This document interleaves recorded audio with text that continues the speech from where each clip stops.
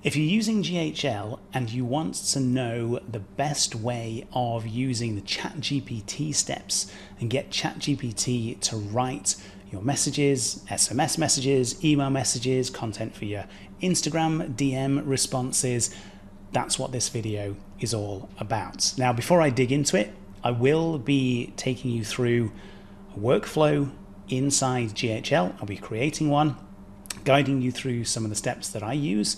And as a bit of background, my name is Philip. If you're new to the channel or my videos, welcome. My background is tech and marketing. For the past couple of years, I've been building automations for billion-dollar brands. The majority of them have focused on email communications, but with GHL, we can do so much more than that. So I'm excited to take you through this video, and I will be guiding you step by step how I use the ChatGPT step in the workflows to be able to build the AI agents and AI assistants that I use for my clients. So let's dig into it. I'm going to go into GHL, into the workflow, and guide you through. You can see I've got here on my screen the workflow setup. If you're using GHL and you've been building workflows, this will be familiar to you. When using ChatGPT, we've got a couple of different options. The one I use most is custom. Okay, so I'm just going to add it here so that we can see it. GPT powered by OpenAI. There are a couple of others here as well that I will give a brief overview of. I use some of them. GPT powered by OpenAI. So this is almost a backdoor into OpenAI to use ChatGPT for creating message content for us. So the options that we have here, we can choose the model that we want. I tend to keep custom as the type. We can see from the previous screen a couple of options of summarizing text, doing translation of content, things like that. We've got similar options here. Custom gives us the ability to put in a prompt. And if we're thinking about this from the perspective of writing messages or getting ChatGPT to do something for us, we need to prompt it. In my community on School, there are some prompts in there for things like database reactivation, for speed to lead, whether we're using SMS or WhatsApp or a couple of different channels. The prompting, though, is what makes the difference between something that is successful when it comes to messaging and falling flat. If I think about this from the perspective of the AI assistants and agents that I create for clients, we're trying to have a conversation, or we're trying to get the AI to have a conversation with someone. So it needs to understand what's actually happening. It needs to understand the history, previous messages in the conversation, where it's at within a flow, other things that may have happened. And we can put a lot of that into the prompt. So the prompt here, yes, great. We've got space to be able to put a prompt, but what do we actually put in there? Well, if we think we're creating a workflow here, now we can either create a structured workflow where it's like, okay, here's one ChatGPT step, and I'm going to send a message, and then I'll go through to another step in the workflow, and then I'm going to create another message, and then I'm going to wait for a response and go through. And in fact, let's just do that so we can see it. Okay, so we're going to get message here, or we're going to get the content that ChatGPT wants. There's a full prompt in. We are then going to, let's just say SMS for ease. Okay, so SMS, my content for my SMS is going to be the output from ChatGPT, the prompt that I have given it. So you can select this little icon here, go through, select the response. This becomes the content of the message that you will send. So we'll save that. We're going to wait for a reply. So I'm actually going to save that to change that to contact reply. The step that I had before. Okay, and again, I'm just roughly building this to give you an idea of a couple of different ways that you can use the ChatGPT steps inside your GHL workflows. Okay, so the contact has now replied, or we're hoping that they'll reply to this first message that's gone out. We're waiting. Then we could do ChatGPT again, probably the same prompts, because we're wanting it to continue a conversation. And there are a couple of gotchas that I want to share with you for this. If you have exactly the same prompts, it won't necessarily know that this previous message has been sent, and it won't necessarily know what the response is from the user. So one of the things that I do, and this is a tip for you to take away, I create custom fields for the contact record so that I can put the conversation history in there. So I'm just going to finish this basic flow of, okay, we're going to try and send a couple of messages because this is one way of doing it. So this one is going to be a response from number 2. So this is number 1 going into this first message. We've had a response, we've created the second message here. So the SMS is going to be number 2. You could go through this and you can sort of create that linear flow of, okay, message 1, message 2, message 3. I just spoke about what happens when somebody's going through a structure like this. Is there a way for ChatGPT to remember things? Now, there is chat history here, and you've got a couple of options that become enabled when you do that. For this step, for the workflow, things like that. From previous GPT action executions of the contact leading to more relevant and personalized responses. Chat history is independent for each contact. Turning it on switches to GPT-4 models. I've been using 4.0. Conversations have been pretty good. I know 5 is available to us, but for some of this stuff, 4.0 is fine to use. I normally go the sub account just to try and, again, if the contact is involved in other workflows. But the other thing that I do is I use a custom field. I store the conversation history in a custom field, and then I will write into my prompts, look at custom fields name for the conversation history and the most recent response from the user in another custom field. So to give you an example of this, there's already some in this account that I have. AI_SMS, spelled it wrong, SMS, custom fields, what have I got? That one will do. So lead response SMS, AI main SMS conversation. So I've got some custom fields in here specifically for SMS conversations. I store the conversation history in here, and then I tell ChatGPT, look at the conversation. I'm updating, so I would actually put into, you know, this, if we've got to have a response, I will update. In fact, I can go back because it's actually on that first screen here. Update contact fields. And I will select this, and I can put in message.body. So message.body is the response from the contact. This step here, I will have probably already updated the conversation history with the message that ChatGPT created for me that went into the SMS. So I will start to build up a history over time. There's a little bit more to that, sort of outside the scope of this video. This one is more about thinking how we can use ChatGPT as part of our workflows, and 2 different styles of workflows that we can create. We can create sort of a linear process like this, or we can create a looping process. So we're currently going through the linear. So if I was wanting to have a conversation that may be 5 messages long, I could do it this way, and I could structure through and get to a point it's like, okay, end of the flow, conversation ends.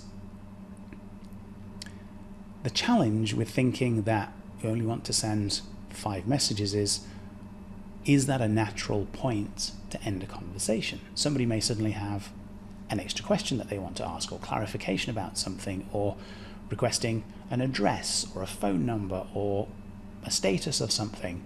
So if you're going to create something that is a linear flow and therefore has an end point, is the conversation going to have finished at that point? So that's something for you to think about as you're creating your workflows. So this, we've got the response from the user. They message back, storing it in message.body. So then I would know that that is stored in there for my next ChatGPT step to reference. So again, it would be look in the conversation history of, I'll do my quick. And so each time I do the prompt, I'll have the main thing that I want it to do. So asking specific questions, how it responds to positive or negative responses, things like that, the overall flow and structure of the conversation I wanted to have, and then specifically telling it, look in the conversation history. You will then have the context of everything else that has been asked previously, all of the responses from the contact, and it will then help you generate your next message. So key point there, something that is going to help you. I could continue on this flow if I wanted to, linear flow, but there's a question there of where does it end? The other way of doing this and using the ChatGPT steps is in a loop. So we can have somebody come in, we can create our first message, the prompt is in here, the notice of looking in the conversation history, and then when this message has been sent, we can move them to another workflow. We can update the history in that workflow, and then we can move them back to this one to be able to create the next message. So if I'm going to create a message with ChatGPT, and I'm going to have my full prompt in here. In fact, I'm going to get a prompt just so you can see as an example. So I will pause this and I'll magically come back with a prompt in here. Okay, so we've now got the prompt here in the prompt box for the ChatGPT step. And you can see I've got a couple of different things in there, some custom values, some custom fields. There's also the conversation flow that I want to have, or I want the AI and ChatGPT to have and to understand. So there's lots of phrases in there. I've got first message, referencing some custom values of stuff that I've already pre-populated, Android name, things like that. And I've got the conversation flow. I want you to say exactly this if there's a certain type of response, or I want you to say this and then ask the next question. This is the next question. If they respond in a certain way, this is what I want you to do. So I've pretty much got the whole conversation flow here in the prompt. So rather than having to think about each message individually as I'm going through my workflow, it's all mapped out here in the prompt. This makes it a bit easier because it then enables me to do the loop structure and everything else. And then at the bottom, I've got that reference to the conversation history. The custom field, so this is a reputation and feedback one, so I've got it there in the custom field specifically for that type of conversation. SMS has the outputs, updates the fields. I was going to move, I can actually create a new one, select the custom field that I have for the conversation history in there. It's then going to say, right, I want to update it. What's the content that I want to put in there? So you can see it's referencing the current version, the current contents of that field, and then I'm going to add bits after that. So the message body is not right because that is coming from the response from a user. Instead, I would want to put the ChatGPT step before the message that the AI has created for me. So that would go into my history. That's what then ChatGPT can continue to refer to because it's going to be updating that field, and the history is going to build up. And then I could add to a workflow if I wanted it to go and do some other things in the background. But if I am creating a loop that is based on the AI creating a message, response from the contact, then another AI message and response from a contact, what I'll actually do is I will create a second workflow that has a trigger of customer replied. That enables us to add someone to the workflow automatically. So we would add a trigger. So I'm doing it here in this workflow so you can see it, but really this would happen in a second workflow. And the trigger would be customer replied. I would make sure I select the right channel because we're dealing with SMS here. I would also then say which workflow are they replying to. So I would have a name for this sort of AI workflow where the message is being created. The name of that workflow is then what I would select in the trigger for the second workflow, which is the response. And that's what enables us to create the loop. So the AI creates a message, or message content, sends the message. So here I've got it SMS. My second workflow would be customer replied. That is the trigger. That's what adds somebody to that workflow. SMS is the channel. I will also specifically name the workflow, or the workflow that I am looking at, that I'm referencing, the one that has actually sent the SMS message. That's what creates the looping process, and that's how we can have an ongoing conversation and then do other things on the back of that. So this here, just showing you, is how you would set up that workflow trigger. A couple of other things to note. You can have your bumps in there, you can have tags added, you can have other fields updated, you can do all sorts of things there. The core structure is those two workflows that are looping, but you can then add additional workflows for doing other things if you wanted to. So if there was a specific comment from the user, you could detect that and then have an action on the back of that, because if you're storing the conversation history, you can interrogate that at any time and say, have they asked for a booking link? Have they said they want a specific time for a callback? Have they said, a specific question that they want answered? We can take all of that because we're saving the conversation history, and then we can do other things with that.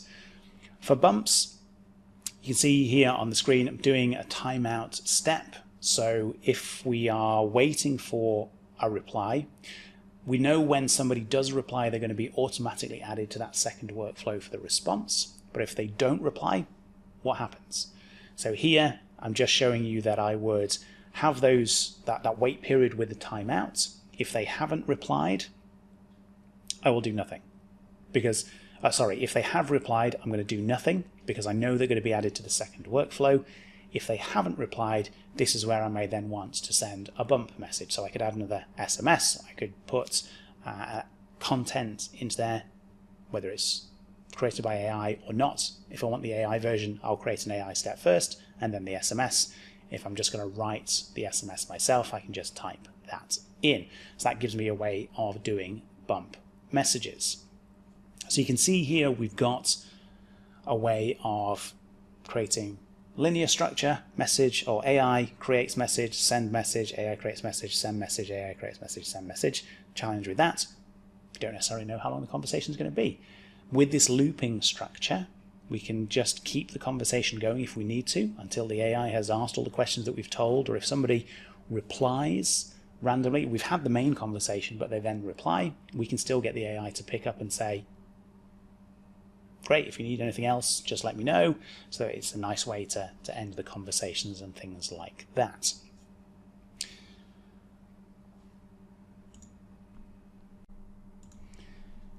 And the great thing about how these ChatGPT steps work is that we can use that output from the ChatGPT step to also populate an email if we wanted to. So we've looked at it from an SMS perspective, but I could add an extra step that says, I want to put that same message into an email. So here's an email step. I can select ChatGPT and the response. That then becomes part of my message.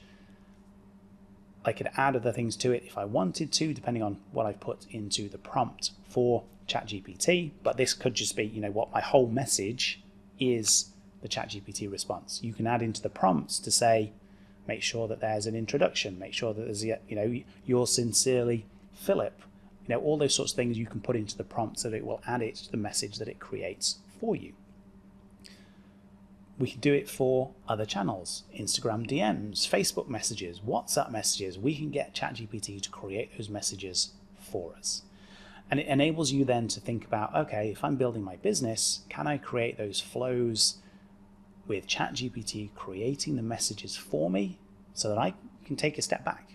You know, you can create the flow and you know that the conversation is going to happen, some questions are going to be asked for you, and you're going to get some potential responses from people. You can log those in history, and then you can potentially use some of the other steps if you need to. Now, the ones that I use, summarize text is the main one. Sometimes use the translate content. The summarize text step,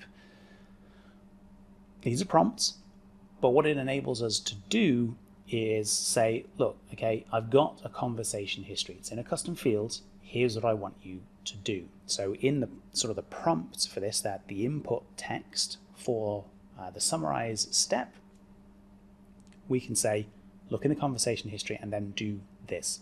Check that there is specific things in there.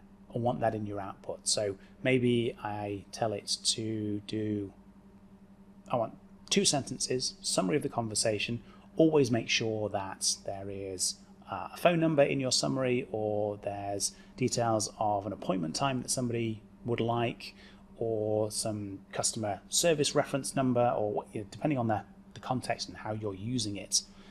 But the summarized text step enables you to do exactly that. You can get that output of a summary, and then you can use that in different ways, much like we've been using the ChatGPT response for our messages. So I've added a step here. If I go into email, starts to create an email, I can select the output from that summarize step, and that can be included in my email. So I could start to type a message that says, hi, this is the summary of a conversation, and then I can have that output from the summarize step. That could be pretty much the whole content of my internal notification. It's another way of using ChatGPT to help us with certain actions for our business and for our clients. The other ways that I've used these steps, I mentioned the translate content. If you're creating big blog posts and you want to translate those, then maybe you could put it all through a workflow, get the output, and then that becomes your translated version. But if we are creating conversations with our prompts, we're having that full conversation flow. If they say this, or they ask a question, reply in this way. If there's a negative response, reply in this way, and we're creating that full conversation flow, and we've got the looping workflows of create a message and then the response. We can also get it to respond in different languages because it's ChatGPT. So here's one story that I had recently. So I was creating a demo for someone. Based on where I am in Dubai, they wanted English and Arabic. So I thought about this and I was like, I already know I can get ChatGPT to write messages in a different language. So in the prompt, I set my first message. So the first message had, if you want to continue in English, say it. And then I had the same sort of phrase in Arabic. So do you want to continue this conversation in English or Arabic? And then in my prompt, I said, okay, you're going to need to be aware that there may be some language considerations here. So what I actually wrote in my prompt was, if the user replies with the word English or in English, continue the conversation in English. If the user replies with the word Arabic or in Arabic, continue the conversation in Arabic. And that was enough for it to understand, because somebody may just write the word of the language, or they might write in the language itself. So that could be Dutch, it could be Spanish, it could be whatever. In this case, I was focusing on Arabic. So inside the prompt, that's what I had. And then when anybody started the conversation and they were asked that first question of, do you want to continue this conversation in English or Arabic?